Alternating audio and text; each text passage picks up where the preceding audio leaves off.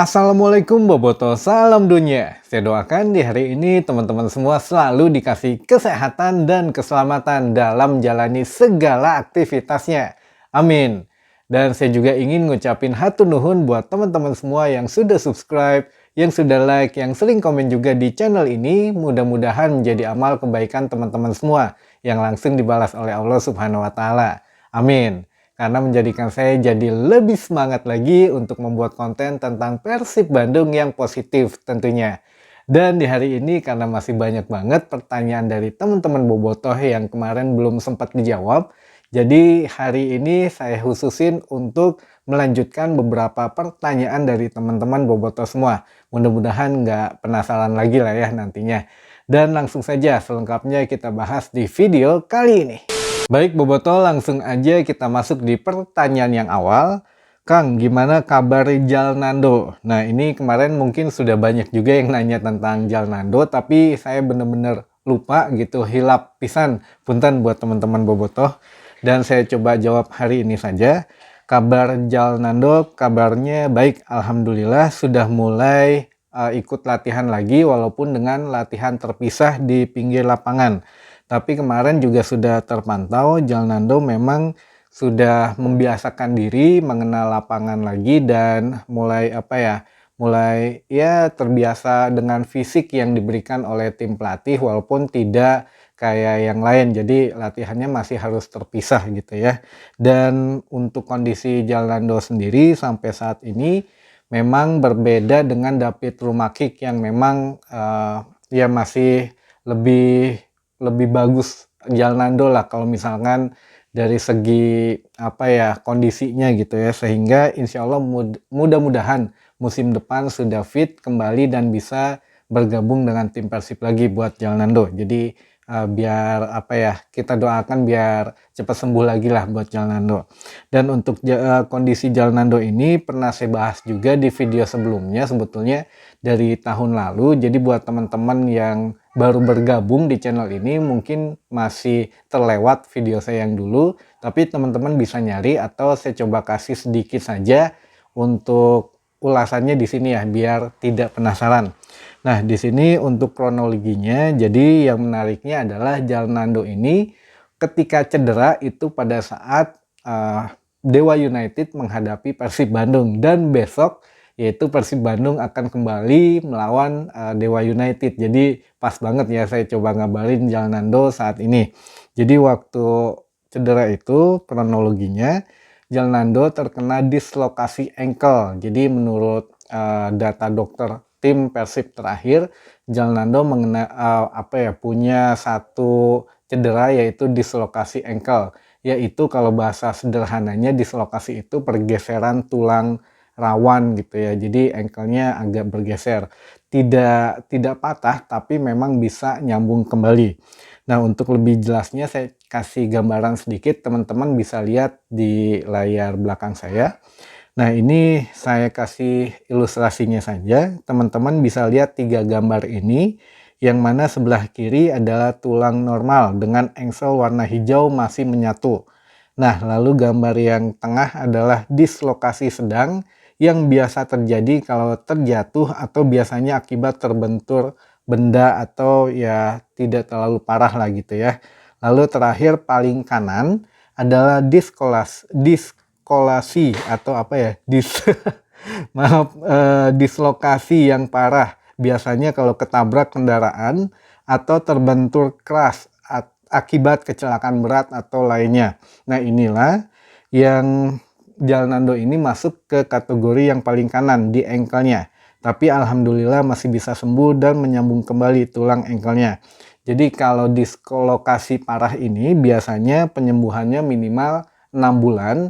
Ini menurut tim dokter, 6 bulan minimal masa penyembuhan sampai dengan 9 atau 1 tahun itu biasanya yang dislokasi agak parah gitu ya. Jadi untuk Jalnando ini mudah-mudahan dalam sebelum 1 tahun ini sudah mulai pulih lah. Artinya ya mungkin dalam jarak 6 sampai 9 bulan sudah bisa setidaknya kembali ke 80% untuk keadaan kakinya atau ankle-nya. Dan juga ini Boboto juga ada yang nanya, "Kang, itu gimana kalau misalkan pemain cedera itu dirawatnya oleh siapa, biayanya gimana?" Nah, tenang Bobotoh, kalau untuk masalah biaya, selama pengobatannya melalui jalur medis, itu sudah di-cover oleh manajemen Persib Bandung ya. Jadi, pemain ya tinggal kontrol, tinggal periksa saja, semua biayanya sudah dibebankan ke manajemen Persib Bandung dan itu sudah ada di dalam kontrak pemain juga.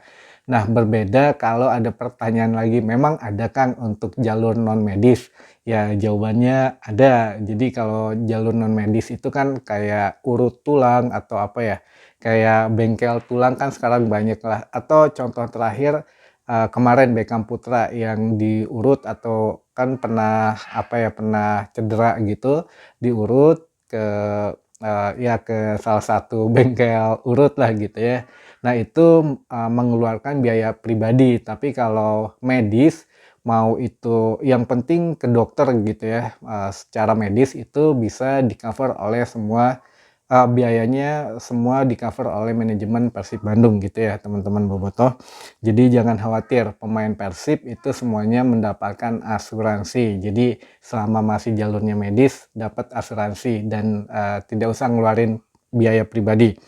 Oke, lalu itu sekilas kabar tentang Jalnando. Kita lanjut ke pertanyaan yang kedua.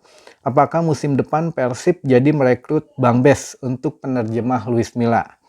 Eh, ini gimana ya? Kabar terakhir saya sih baru eh, update terakhir itu awal bulan ya. Jadi mungkin sekarang saya belum update lagi. Tapi karena ada yang nanya begini, ya saya coba jawab sesuai yang saya tahu terakhir aja ya di awal bulan Maret ini. Dan untuk kabar terakhir yang saya dapat memang waktu itu sudah sempat ada pembahasan awal dari Bang Bes dan apa ya, orang kepercayaan dari manajemen Persib gitu ya, atau ya salah satu tim dari manajemen Persib itu sempat berbalas chat WA ataupun telepon via telepon, ngobrol langsung, tapi obrolannya juga di sini memang tidak boleh kesebar ke luar ya, dan saya pun tidak tahu banyak apa yang diobrolin, tapi setidaknya saya bisa nangkep sinyal bahwa memang sudah ada komunikasi antara Bang Bes dan tim yang dari manajemen Persib gitu ya. Tapi masalah yang diobrolinnya apa, saya belum dapat kabar sampai sekarang, belum ada konfirmasi apa-apa juga gitu. Jadi mungkin ya karena manajemen juga masih fokus ke laga terakhir di sisa musim ini, mungkin itu. Jadi belum ada apa. Tapi nanti kalau ada update lagi, insya Allah saya akan segera kabarin teman-teman semua. Dan pertanyaan ketiga, Kang, Persib nggak ada niatan untuk rekrut tim psikolog atau motivator gitu biar pemain mentalnya stabil.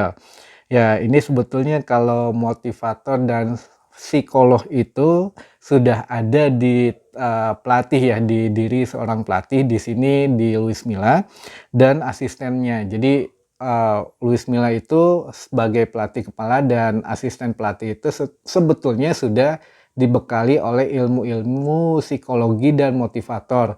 Dan ya memang kan sekolah pelatih juga ya nggak murah dan nggak mudah juga untuk jadi seorang pelatih ya, makanya sudah dibekali ilmu-ilmu itu, apalagi basisnya Luis Milla kan dari Eropa, jadi sudah tahulah bagaimana caranya meningkatkan motivasi ke pemain maupun apa ya dari segi psikologisnya. Tapi kalau yang pernah saya sampaikan juga ini dulu kalau masih dilakukan sampai saat ini. Jadi setelah pertandingan misalkan ada pemain yang kurang maksimal, itu setelah pertandingan atau besoknya setelah latihan selalu diajak bicara empat mata, baik secara face to face ataupun melalui apa ya telepon jika memang sudah terpisah gitu ya, pemain sudah pulang ke tempatnya masing-masing, baru ditelepon itu ngomong ada masalah apa dan lain sebagainya. Dan itu memang tidak banyak diketahui oleh orang karena ya tugas pelatih bukan hanya melatih saja, tapi di luar itu tugas memberikan motivasi, memberikan layanan apa psikologi juga. Jadi ya memang berat lah kalau pelatih itu ya. Jadi bukan cuma sekedar ngurusin taktik di lapangan, tapi di luar lapangan lebih banyak lagi yang harus diurusin kayak gitu. Jadi mudah-mudahan setelah saya kasih info ini teman-teman bobotoh lebih aware lagi, lebih ngerti lagi tugas pelatih itu apa saja gitu. Salah satunya ini. Jadi kenapa sampai saat ini masih belum ada tim motivator dan tim untuk psikologinya, karena memang manajemen sudah mempercayakan ke tim pelatih yang ada saat ini termasuk ke Luis Milla. Oke, pertanyaan terakhir. Kang, apakah pemain bisa nolak kalau dipanggil timnas karena membela klubnya? Karena saat ini Persib Bandung sedang membutuhkan pemain-pemain tersebut. Nah, ini juga pernah saya sampaikan, tapi saya lupa di video yang mana, bahwa kalau laga di luar agenda FIFA itu pemain bisa nolak. Contohnya kayak kemarin lah ada kejuaraan apa ya, Piala AFF itu sebetulnya pemain bisa nolak nggak ikut dipanggil timnas. Kayak kemarin kan pelatihnya Persija, contohlah si Thomas Doll itu kan memprotes ada 3 pemainnya yang dipanggil. Tapi kalau Persib ya adem ayem aja, mangga-mangga aja lah, sok dipanggil aja, mau siapa aja mangga gitu ya. Tapi kalau berbeda dengan Thomas Doll mungkin yang punya pemikiran di Eropa tuh nggak gitu, kalau nggak ada agenda FIFA ya nggak boleh pemain tetap di klub, karena yang menggaji pemain itu ya klub gitu, bukan tim nasional.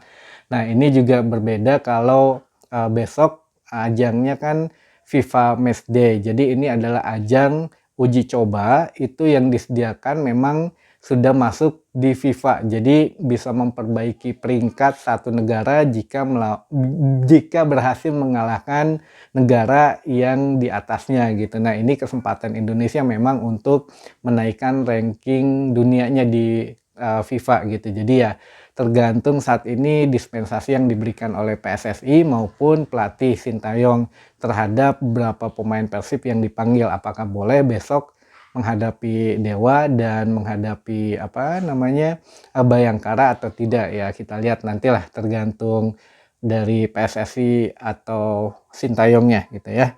Dan mungkin itu saja informasi yang bisa saya sampaikan di hari ini. Mudah-mudahan menambah sedikit lagi ilmu dan wawasan buat teman-teman Boboto semua. Sampai ketemu lagi di informasi selanjutnya. Assalamualaikum Boboto, salam dunia.